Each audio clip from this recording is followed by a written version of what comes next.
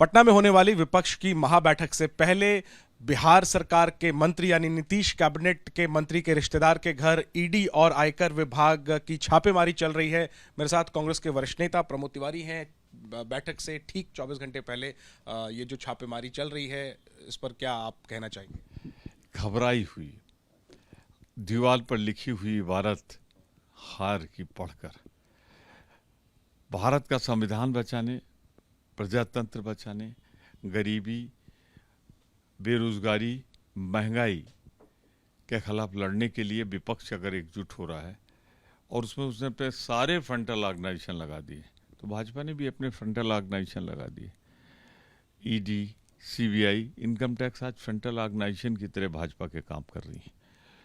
पर इतना बता दें, ना अब झुकेंगे, ना डरेंगे, न रुकेंगे। देश हित के लिए जो कुर्बानी देनी पड़ेगी, भाजपा जो लूट रही है इस देश को, जिस तरीके से टुकड़े टुकड़े में बेच रही है, उसके खिलाफ अब निकल पड़ा है विपक्ष। हम मुकाबला करेंगे, लेकिन देश बचाएंगे। लेकिन सर, इस बीच कई तरह के सवाल भी खड़े हो रहे हैं। लखनऊ में समाजवादी पार्टी के नेताओं ने कई पोस्टर्स लगाए हैं, उसमें अखिलेश जी के साथ विपक्ष के तमाम बड़े नेताओं की तस्वीर है, लेकिन कांग्रेस की तस्वीर वो लगाया नहीं, वो उन्होंने या लगाना भूल गए। दूसरी तरफ ये भी खबर आई है कि जयंत चौधरी अब नहीं पहुंच रहे पटना। उन्होंने हालांकि चिट्ठी लिख करके अवगत कराया है नीतीश कुमार को। तो ये सब जो घटनाक्रम है, इस पर आप क्या सफाई देंगे? देखिए, एक नेता का जिंदाबाद करते करते, ये हर दल की बात कर रहा हूँ, कार्यकर्ता तभी जोश में आता है।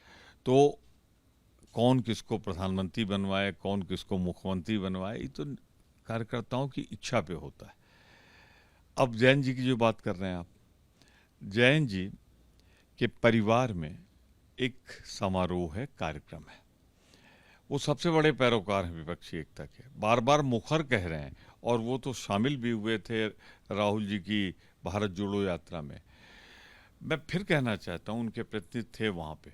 तो जब एक पारिवारिक कार्यक्रम है और उसमें वो अमेरिका में हैं और अपना प्रतिनिधि अगर भेजें और पत्र लिखकर अपनी अनुपस्थित के बारे में कहें, तो वो उनकी उपस्थित के तौर पर है, उसे इस रूप में लिया जाना चाहिए। सर, समाजवादी पार्टी के नेताओं ने जो तस्वीरें लगाई हैं, पोस्टर्स लगाए हैं, उसमें सारे नेता हैं, कांग्रेस के नेता नहीं हैं। और दूसरी तरफ यूपी में एक उम्मीद जताई जा रही है कि कांग्रेस और सपा का गठबंधन होगा। तो फोटो तो लग नहीं रहा, गठबंधन कैसे होगा? अखिलेश जी तो जा रहे हैं, अखिलेश जी तो रहेंगे। अब समाजवादी पार्टी ने लगाया है या किसी कार्यकर्ता ने उत्साह में लगाया है, किसने लगाया है ना, मैंने वो पोस्टर देखा, तो उस पर तो कुछ नहीं कह सकता। मैं इतना जानता हूँ, देश से जो प्यार करता है, लोकतंत्र से, प्रजातंत्र से, संविधान से, गरीबी महंगाई के खिलाफ लड़ना चाहता है, वो सब उस मंच पे होंगे। अब कोई कार्यकर्ता क्या लिख दे, पढ़ दे, नारा लगा दे, उस पर नहीं जाना चाहिए। सर, मणिपुर पर आप से पूछना चाहूंगा कि सर्वदलीय बैठक बुलाई है गृह मंत्री ने 24 जून को। क्या इस पर प्रतिक्रिया है आपकी? और जिस तरह से सोनिया गांधी ने संदेश जारी किया और उसके बाद ये सर्वदलीय बैठक, तो आपके संगठन महासचिव ने कहा है कि सोनिया गांधी के संदेश के बाद सरकार नींद से जागी है। मैं सोनिया जी का आभार व्यक्त करता हूँ सारे देशवासियों की तरफ से, उनकी चिंता को सशक्त ढंग से उठाने की, जिससे बुलानी पड़ी इनको ये मीटिंग।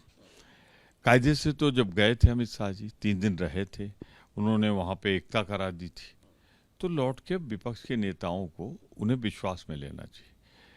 उनकी पार्लियामेंट्री पार्टी के साथ उनके मंत्रालय का एक सलाहकार के रूप में पार्लियामेंट्री कमेटी होती है, उसको बता सकते थे, पर वो तो और कामों में जुट गया, नहीं बताया।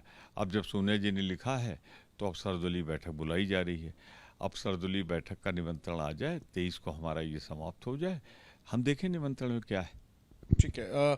और इसके अलावा सर, प्रधानमंत्री अमेरिका दौरे पर हैं, काफ़ी धूम है वहाँ पर, रॉक स्टार जैसा उनका स्वागत हो रहा है और डंका बज रहा है। देश का महत्वपूर्ण कार्यक्रम है आज, जब वो संबोधित करेंगे संयुक्त सत्र को। इससे पहले उन्होंने वहाँ के राष्ट्रपति से मुलाकात की, कई तोहफे भी आदान प्रदान हुए। कुल मिलाकर के मोदी जी का जो दौरा है और जिस तरीके की चर्चाएं हो रही हैं, उस पर आप कैसे देखते हैं, क्या कहेंगे? मोदी जी, ये तो परंपरा है, एक राष्ट्राध्यक्ष दूसरे जाता है तो भेंट लेके जाता है, दूसरा राष्ट्राध्यक्ष उसको भेंट देता है, ये तो एक रस्मी परंपरा है। अब जिंदाबाद के नारे लग रहे हैं, तो कुछ चैनल मुर्दाबाद के भी नारे दिखा रहे हैं, और वहाँ के देश ने दोनों को स्वतंत्र कर दिया, भाई विरोध भी कर सकते हो, स्वागत भी कर सकते हो। अब स्वागत देखना है तो पंडित जवाहरलाल नेहरू का खुली गाड़ी में बैठकर जिस तरह वहाँ के लोगों ने अभिवादन किया था वो भी देख लें। तो ये तो भारत की 70 साल की कमाई है, जो भारत के प्रधानमंत्री का स्वागत है, भाजपा के किसी नेता का स्वागत वो ना समझें भाजपा। जहाँ तक सवाल दूसरा है, क्या भेंट दे के आए, तो उन्होंने एक मणि भी भेंट किया है, उसमें वो मणि तो भेंट कर दिया उन्होंने, अंगूठी हीरे की। ये जो मणिपुर जल रहा है उसके लिए एक बार अपील तो कर लेते। पर जब आप साहित्य भेंट करो तो आपके पास 2 लोग थे, उनका साहित्य जरूर देना चाहिए था। वो उपनिषद यहाँ बहुत लोग नहीं पढ़ते, अब बर्डन साहब पढ़ेंगे या नहीं पढ़ेंगे, पर देश की पहचान सर्वकालीन अगर किसी से है तो राष्ट्रपिता गांधी से, तो गांधी का साहित्य देना चाहिए था। विवेकानंद जी जिन्होंने जाके अमेरिका के शिकागो में पहला सिंगारात किया था, उनके देने चाहिए थे।